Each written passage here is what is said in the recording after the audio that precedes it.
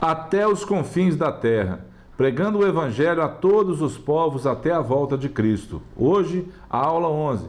Vamos falar sobre missões e a igreja perseguida. Vamos orar então. Pai querido, obrigado, Deus, porque em todas as coisas o Senhor tem para nós o crescimento espiritual. O Senhor tem para nós a intimidade do Senhor, Pai. Obrigado, Deus, porque em todo tempo nós precisamos ser vigilantes. Precisamos buscar mesmo, Deus, no Senhor, o que fazer, como agir, como viver nos nossos dias. E obrigado, Deus, porque o Senhor não nos abandonou, o Senhor não nos deixou sozinhos, o Senhor está conosco. Tua palavra diz que o Senhor é o mesmo ontem, hoje, vai continuar sendo eternamente o mesmo. Obrigado, Deus, pela tua imutabilidade, pelo teu amor e obrigado pelo teu sacrifício na cruz. Muito obrigado, Pai, em nome de Jesus. Vamos lá então para o texto da lição. Tu, porém, tens seguido de perto o meu ensino, procedimento, propósito, fé, longanimidade, amor, perseverança, as minhas perseguições e os meus sofrimentos, quais me aconteceram em Antioquia, Icônio e Listra, que variadas perseguições tenho suportado. Paulo está escrevendo para Timóteo e está dizendo para ele das coisas que ele estava passando. De todas as tribulações, todas as perseguições, entretanto, me livrou o Senhor. Ora, todos quantos querem viver piedosamente em Cristo Jesus serão perseguidos. Paulo está dizendo que isso aqui estava acontecendo, já estava previsto para acontecer. E olha o que Jesus disse. Não penseis que vim trazer paz à terra. Não vim trazer paz, mas espada, pois vim causar divisão entre o homem e seu pai, entre a filha e sua mãe, e entre nora e sua sogra. Assim, os inimigos do homem serão os da sua própria casa. Está lá em Mateus capítulo 10. Ele continua dizendo, quem ama seu pai ou sua mãe mais do que a mim, não é digno de mim. Quem ama seu filho ou sua filha mais do que a mim, não é digno de mim. E quem não toma a sua cruz e vem após mim, não é digno de mim. Quem acha a sua vida, perdê-la-á. Quem, todavia, perde a vida por minha causa, achá-la-á. Texto áureo. Estevão, cheio de graça e poder, fazia prodígios e grandes sinais entre o povo. Está aí a imagem de Estevão no Sinédrio. Levantaram-se, porém, alguns dos que eram da sinagoga, chamados dos libertos, dos sirineus, dos alexandrinos, dos da Cilícia e Ásia, e discutiam com Estevão, e não podendo resistir à sabedoria e ao espírito pelo qual falava. A verdade prática. Precisamos aprender com os cristãos perseguidos aspectos da fé cristã que só eles conhecem devido à natureza da opressão que eles experimentaram.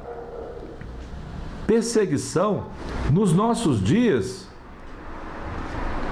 de quem? De quê? Muito interessante, porque às vezes você está sendo perseguido pela esposa, às vezes você está sendo perseguida pelo marido, por um irmão que você está devendo ele, por um banco.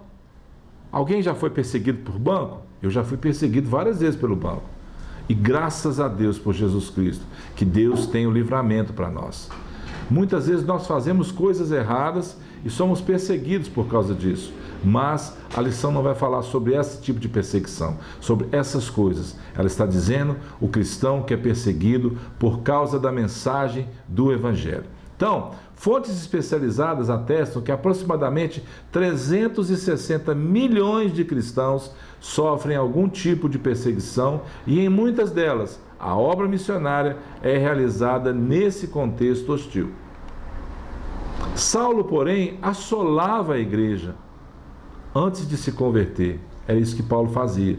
Entrando pelas casas e arrastando homens e mulheres, encerrava-os no cárcere.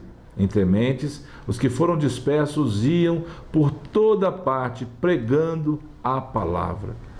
Que maravilha! A introdução nossa. Como a igreja primitiva lidou com tudo isso e como a igreja atual lida com as perseguições? Vamos fazer um comparativo para a gente poder entender. A obra missionária é realizada num contexto de perseguição religiosa, política e cultural. Estevão foi um servo de Deus que se comportou com muita sabedoria diante de um levante contra ele na sinagoga chamada dos Libertos. Vítima de mentiras, subornos e de falsas testemunhas, esse discípulo de Jesus foi feito o primeiro mártir da igreja. Uma grande perseguição aconteceu em Jerusalém e resultou na dispersão dos primeiros cristãos para a Judéia e Samaria. Agora pensa bem, o que te lembra Jerusalém, Judéia e Samaria? O que será? O que eles pensaram? E agora? Vamos ser perseguidos. Mas o que Deus tinha para eles? A perseguição se mistura com a origem da igreja de Cristo. À medida que os cristãos dispersos iam por todos os lugares, eles anunciavam a palavra de Deus. Lembra que Jesus disse: mas recebereis poder ao descer sobre vós o Espírito Santo, e sereis minhas testemunhas, tanto em Jerusalém, onde estava acontecendo a perseguição, como em toda a Judéia, para onde eles foram dispersos, e Samaria, e até os confins da terra. Somos chamados hoje até os confins da terra.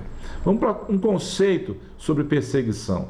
É o ato de assediar, oprimir, dificultar ou negar os direitos fundamentais de ir e vir, torturar e ou executar pessoas com bases em diferenças étnicas, políticas e religiosas.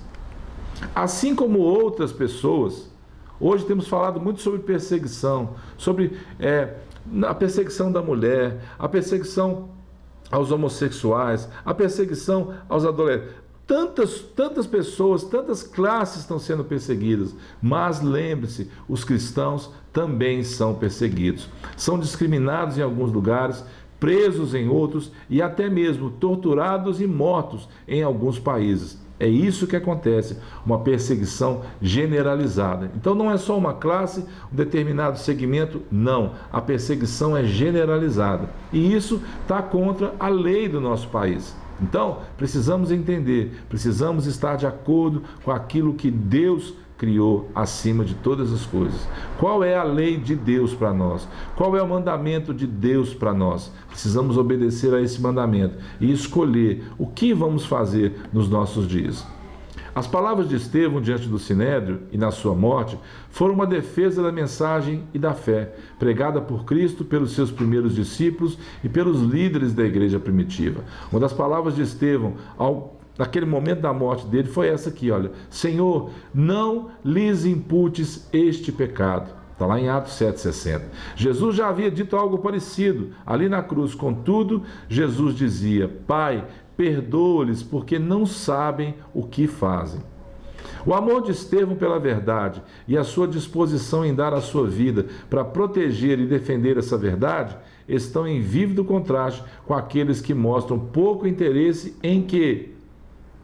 Está escrito na carta de Judas: Amados, quando empregava toda a diligência em escrever-vos acerca da nossa comum salvação, foi que me senti obrigado a corresponder-me convosco, exortando-vos a batalhardes diligentemente pela fé que uma vez por todas foi entregue aos santos. É isso que nós precisamos defender, é isso que nós precisamos fazer diligentemente, obstinadamente, buscar a fé que nos foi entregue uma só vez. Para muitas pessoas no mundo atual, se converter e proclamar a fé em Cristo Jesus, significa receber uma oposição sistemática. Há um preconceito a respeito disso. E entre os cristãos também. Então, muitas pessoas consideram perigoso, muitas pessoas consideram hostil se pronunciar a respeito da sua fé. Mas eu te digo, não é assim que funciona para Deus. Deus quer que a gente realmente tenha fé, que nós possamos praticar isso. A palavra de Deus fala: sem fé é impossível agradar a Deus. Alguns creem que serão obrigados a abandonar a família, perder o emprego, perder os bens, bem como os direitos básicos. Infelizmente, em muitos lugares, o exílio, a prisão e a tortura, a mutilação e a morte fazem parte do contexto de vida de muitos cristãos e missionários. Pega todos os profetas do Antigo Testamento para você ver. Eles foram perseguidos, foram torturados, porque eles levavam a mensagem de Deus para aquele povo. E hoje não é diferente. Sejamos gratos a Deus pela liberdade que desfrutamos ainda em nosso país. Esse é o momento de você agradecer a Deus, de você na sua casa, onde você estiver, dizer glória a Deus. Obrigado, Jesus, porque nós ainda temos a liberdade para pregar o Evangelho. Podemos sair, falar para as pessoas, sem ser perseguidos muitas vezes no nosso dia a dia. Não que isso não aconteça, porque acontece, mas no nosso dia a dia ainda temos essa liberdade. Ao mesmo tempo, estejamos vigilantes com algumas ideologias e movimentos políticos que buscam o quê? Enfraquecer a influência da igreja na atualidade. Para a nossa reflexão dessa semana, o artigo 5º, inciso 6º da Constituição Federal de 1988, é inviolável a liberdade de consciência e de crença, sendo assegurado o livre exercício dos cultos religiosos e garantida na forma da lei a proteção aos locais de culto e suas liturgias. Tá bom? Conclusão, vamos lá. Infelizmente, não é tão fácil ter acesso à informação de qualidade em relação ao contexto de perseguição cristã no mundo. Lutamos ferozmente contra a manipulação e que mais? E o sensacionalismo da imprensa mundial. A Coreia do Norte, segundo o portal das Missões Portas Abertas, está em primeiro lugar na perseguição mundial e desponta como nação mais fechada para o Evangelho. A carta aos Hebreus diz assim: lembrai-vos dos encarcerados, como se presos com eles, dos que sofrem maus tratos, como se com efeito vós mesmos em pessoa fosseis os maltratados. Nossa oração para que os missionários que lá estão sejam corajosos. Aqueles que foram chamados agora, aqueles que têm sido chamados hoje, que eles se revistam de fé, da armadura de Deus. Nós pedimos pela proteção também para as vidas deles, as familiares, e precisamos orar também por aqueles que nos perseguem. Jesus ensinou isso. Aqueles que perseguem os cristãos no mundo todo. Precisamos clamar ao Senhor para que Deus tenha misericórdia, traga salvação sobre a vida dessas pessoas. Quando oramos, nos envolvemos com a causa. Na verdade, nos achegamos ao Pai e Ele se dá a conhecer a todos aqueles que o buscam. Aleluia por isso. Glória a Deus, porque o Senhor se revela para aqueles que o buscam. Pode ser que Ele nos chame de forma mais efetiva e diretiva. Ou seja, você pode ser um desses missionários. Isso é ser direto e ser efetivo. O testemunho daqueles que se resistiram bravamente no campo missionário é fortalecedor e encorajador. Vamos viver de maneira a glorificar o nome do Senhor sempre, meu amado, minha amada, para que o seu testemunho de vida seja realmente motivo de glória a Deus.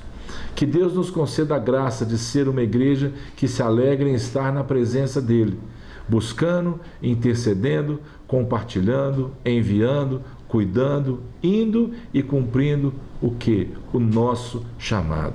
Por isso, o ide de Jesus, a morte de Estevão, a vida de Estevão dedicada a proclamar as verdades do Senhor, a defender a verdade que Ele cria, que é aquilo que nós precisamos fazer. Que você seja encorajado, não que você fique preocupado, não que você fique com medo de ser perseguido, não, mas que você seja encorajado a dizer para as pessoas que Cristo está vivo, Ele ressuscitou e Ele ama o perdido. Por isso, Ele se entregou naquela cruz, como diz Jesus para Nicodemos, porque Deus amou o mundo de tal maneira que deu o seu único Filho, para que todo aquele que nele crê não pereça, mas tenha a vida eterna. Que o Senhor te abençoe, meu amado missionário, minha amada missionária, que vocês sejam realmente chamados, avivados para cumprir o chamado. Um abraço, fiquem com Deus e até a próxima, em nome de Jesus.